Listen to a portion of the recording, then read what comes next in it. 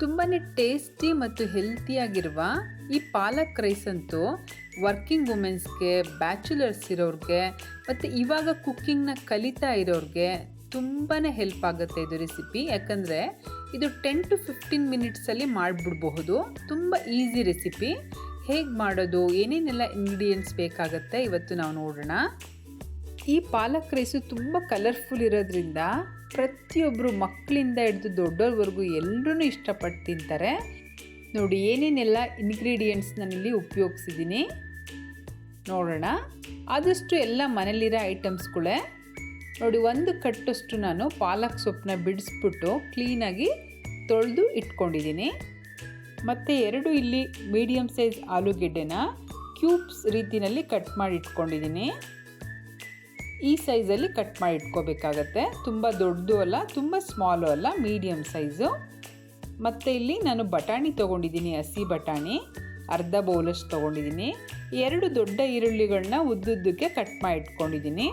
ಮತ್ತು ಗೋಡಂಬಿ ಕೂಡ ತೊಗೊಂಡಿದ್ದೀನಿ. ಇಷ್ಟು ಇಂಗ್ರೀಡಿಯೆಂಟ್ಸು ಬೇಕಾಗತ್ತೆ.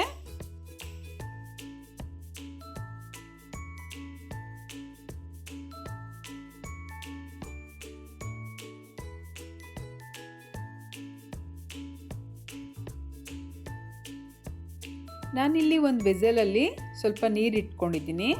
ಇದು ಪಾಲಕ್ ಸೊಪ್ಪನ್ನ ಕುಕ್ ಮಾಡ್ಕೊಳ್ಳೋದಕ್ಕೆ ಒಂದು 75% ನಾವಿಲ್ಲಿ ಕುಕ್ ಮಾಡ್ಕೋಬೇಕಾಗತ್ತೆ ಪಾಲಕ್ ಸೊಪ್ಪನ್ನ.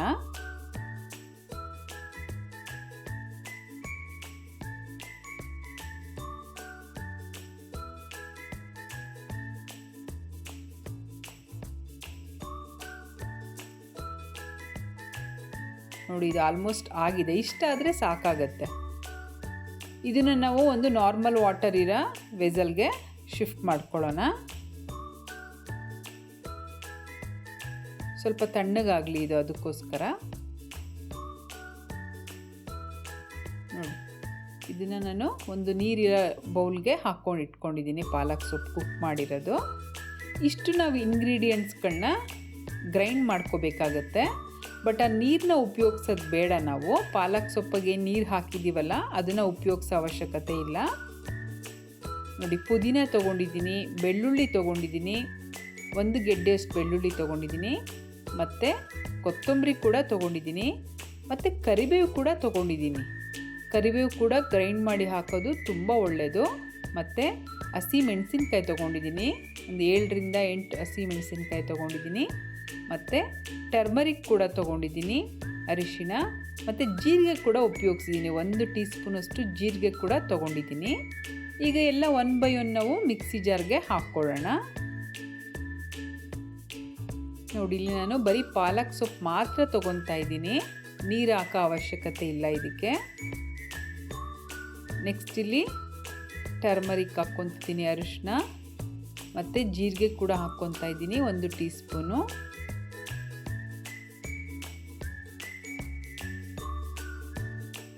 ನೆಕ್ಸ್ಟ್ ಇಲ್ಲಿ ಪುದೀನ ಹಾಕ್ಕೊತಾ ಇದ್ದೀನಿ,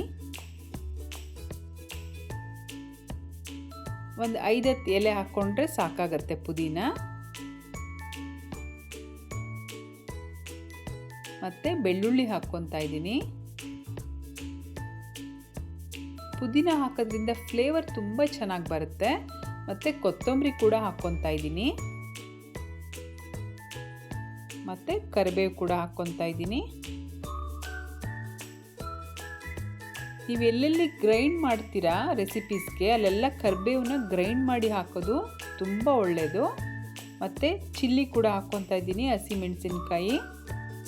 ಯಾಕಂದರೆ ನೀವು ಯಾವುದೇ ಫುಡ್ಗೆ ಆಗಲಿ ಕರಿಬೇವು ಹಾಕಿದ್ರೆ ಪ್ರತಿಯೊಬ್ಬರು ಎತ್ತಿಡ್ತಾರೆ, ಅದನ್ನು ಯಾರೂ ಕನ್ಸ್ಯೂಮ್ ಮಾಡೋದಿಲ್ಲ. ಈ ಥರ ಗ್ರೈಂಡ್ ಮಾಡಿ ಹಾಕೋದ್ರಿಂದ ಅದರಿಂದ ತುಂಬ ಹೆಲ್ತ್ ಬೆನಿಫಿಟ್ಸ್ ಇರುತ್ತೆ. ನೋಡಿ, ಇದು ಗ್ರೈಂಡ್ ಆಗಿದೆ ಇವಾಗ. ನೆಕ್ಸ್ಟ್ ಇಲ್ಲಿ ಒಂದು ವೆಸಲ್ಗೆ ನಾನು ಆಯಿಲ್ ಹಾಕ್ಕೊತಾ ಇದ್ದೀನಿ.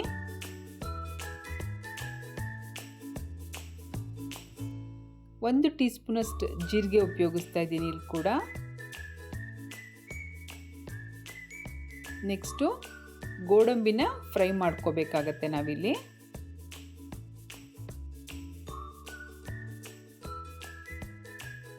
ಗೋಡಂಬಿ ಹಾಕ್ಕೊಳ್ಳೋಣ ಇವಾಗ. ಇದು ಲೈಟಾಗಿ ಗೋಲ್ಡನ್ ಬ್ರೌನ್ ಆಗೋವರೆಗೂ ಫ್ರೈ ಮಾಡಿ ಸಪ್ರೇಟಾಗಿ ಎತ್ತಿಟ್ಕೋಬೇಕಾಗತ್ತೆ.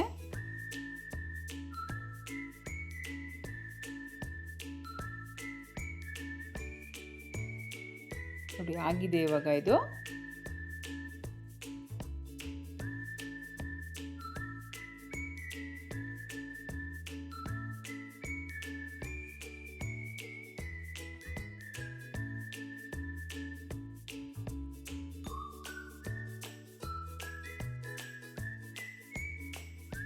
ನೆಕ್ಸ್ಟ್ ಇಲ್ಲಿ ನಾವು ಕ್ಯೂಬ್ ಶೇಪಲ್ಲಿ ಏನು ಪೊಟೆಟೊ ಕಟ್ ಮಾಡಿ ಇಟ್ಕೊಂಡಿದ್ವಲ್ಲ ಅದನ್ನು ಕೂಡ ನಾವು 3-4 ನಿಮಿಷ ನಾವು ಇದನ್ನು ಫ್ರೈ ಮಾಡ್ಕೋಬೇಕಾಗತ್ತೆ. ಯಾಕಂದರೆ ಇಲ್ಲೇ ಕುಕ್ ಆಗಬೇಕು, ಅದು ಆಯಿಲಲ್ಲೇ ಕುಕ್ ಆಗಬೇಕು.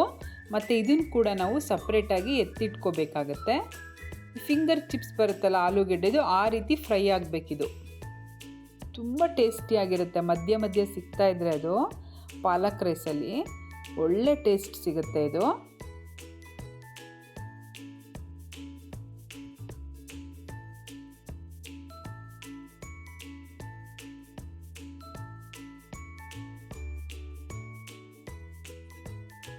ನೋಡಿ ಆಲ್ಮೋಸ್ಟ್ ಆಗ್ತಾ ಇದೆ ಇವಾಗ.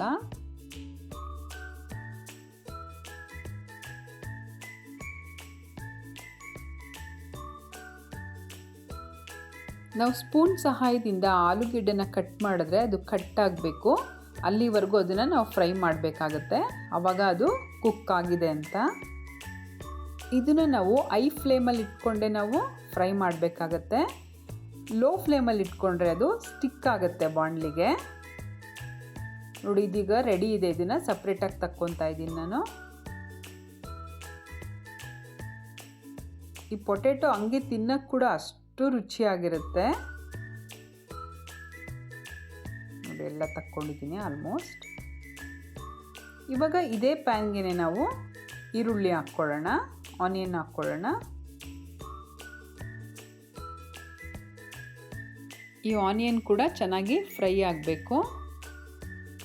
ಈ ಸ್ಟೇಜಲ್ಲೇ ನಾವು ಕರಿಬೇವು ಕೂಡ ಹಾಕ್ಕೊಂಬಿಡೋಣ. ಕರಿಬೇವು ಬಟಾಣಿ ಎಲ್ಲ ಒಟ್ಟಿಗೆ ಫ್ರೈ ಆದರೆ ತುಂಬ ಚೆನ್ನಾಗಿರುತ್ತೆ. ಬಟಾಣಿ ಕೂಡ ಹಾಕ್ಕೊತಾ ಇದ್ದೀನಿ.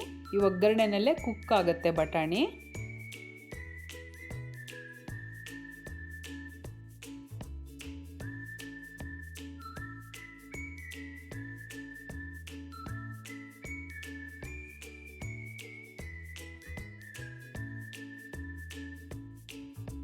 ನೋಡಿ ಇದು ಕುಕ್ ಆಗಿದೆ ಇವಾಗ ಒಗ್ಗರಣೆ. ಇದಕ್ಕೆ ನಾವು ಏನು ಗ್ರೈಂಡ್ ಮಾಡಿ ಇಟ್ಕೊಂಡಿದ್ವಲ್ಲ ಪಾಲಕ್ಕು, ಪುದೀನ, ಕೊತ್ತಂಬರಿ ಎಲ್ಲ, ಆ ಪೇಸ್ಟ್ನ ನಾವು ಹಾಕ್ಕೊಳ್ಳೋಣ ಇದಕ್ಕೆ. ನಾವು ನೀರು ಹಾಕದೆ ಗ್ರೈಂಡ್ ಮಾಡಿದ್ರೂ ಕೂಡ ನೋಡಿ ಪಾಲಕ್ ಸೊಪ್ಪಲ್ಲಿ ನೀರಿನ ಅಂಶ ಇದ್ದಿದ್ದ ಕಾರಣ ಎಷ್ಟು ಕ್ಲೀನಾಗಿ ಗ್ರೈಂಡ್ ಆಗಿದೆ ಅದು. ಈ ಒಗ್ಗರಣೆ ಹಸಿ ಸ್ಮೆಲ್ ಹೋಗೋವರೆಗೂ ಚೆನ್ನಾಗಿ ನಾವು ಫ್ರೈ ಮಾಡ್ಕೋಬೇಕಾಗತ್ತೆ. 3-4 ನಿಮಿಷ ಚೆನ್ನಾಗಿ ಆಯಿಲ್ ಬಿಡೋವರೆಗೂ ಚೆನ್ನಾಗಿ ಫ್ರೈ ಮಾಡ್ಕೋಬೇಕಾಗತ್ತೆ. ನೋಡಿ ಎಷ್ಟು ಕಲರ್ಫುಲ್ ಆಗಿದೆ. ಪಾಲಕ್ ಸೊಪ್ಪು ಹಾಕಿರೋದು ಅಷ್ಟು ಬ್ಯೂಟಿಫುಲ್ಲಾಗಿ ಬಂದಿದೆ ಕಲರು. ಚೆನ್ನಾಗಿ ಫ್ರೈ ಆಗಲಿ ಇದು. ಇವಾಗ ನಾವು ಉಪ್ಪು ಕೂಡ ಹಾಕ್ಕೊಳ್ಳೋಣ. ಉಪ್ಪು ಮತ್ತು ಗರಂ ಮಸಾಲ ಹಾಕ್ಕೊಳ್ಳೋಣ. ನೋಡಿ 1 ಟೀ ಸ್ಪೂನಷ್ಟು ಗರಂ ಮಸಾಲ ಹಾಕ್ಕೊತಾ ಇದ್ದೀನಿ.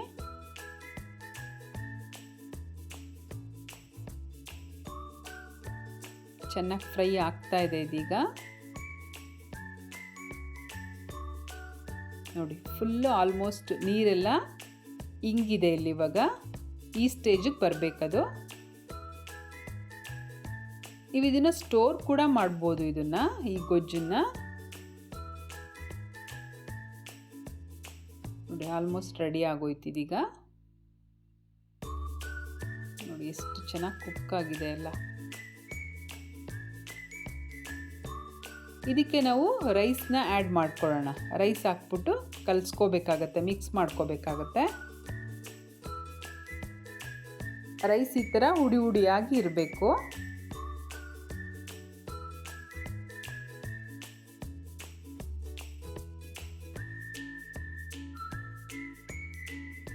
ನೀಟಾಗಿ ಮಿಕ್ಸ್ ಮಾಡ್ಕೊಳ್ಳೋಣ ಇದು.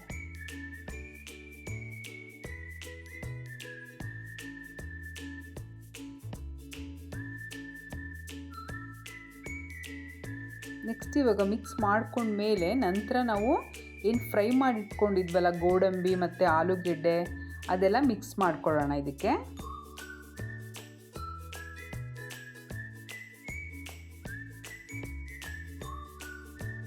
ನೀಟಾಗಿ ಒಂದು ಒಳ್ಳೆ ಮಿಕ್ಸ್ ಕೊಡಿ ಇದಕ್ಕೆ.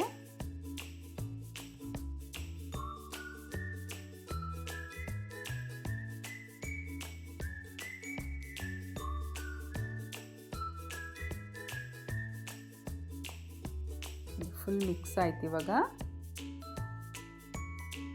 ಎಷ್ಟು ಕಲರ್ಫುಲ್ ಬಂದಿದೆ ನೋಡಿ ಪಾಲಕ್ ರೈಸು. ಮಧ್ಯ ಮಧ್ಯ ಗೋಡಂಬಿ ಆಲೂಗೆಡ್ಡೆ ಎಷ್ಟು ಟೆಂಪ್ಟಿಂಗ್ ಆಗಿದೆ. ವಾವ್, ನೋಡ್ತಾ ಇದ್ರೇ ತಿನ್ಬೇಕನ್ನಿಸ್ತಾ ಇದೆ, ಅಷ್ಟು ರುಚಿಯಾಗಿ ಬಂದಿದೆ ಪಾಲಕ್ ರೈಸು.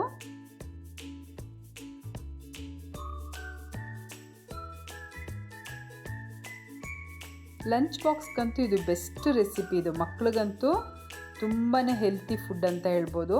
ಹೇಗಿದೆ ಟೇಸ್ಟ್ ಮಾಡಿ ನೋಡೋಣ. ಇದು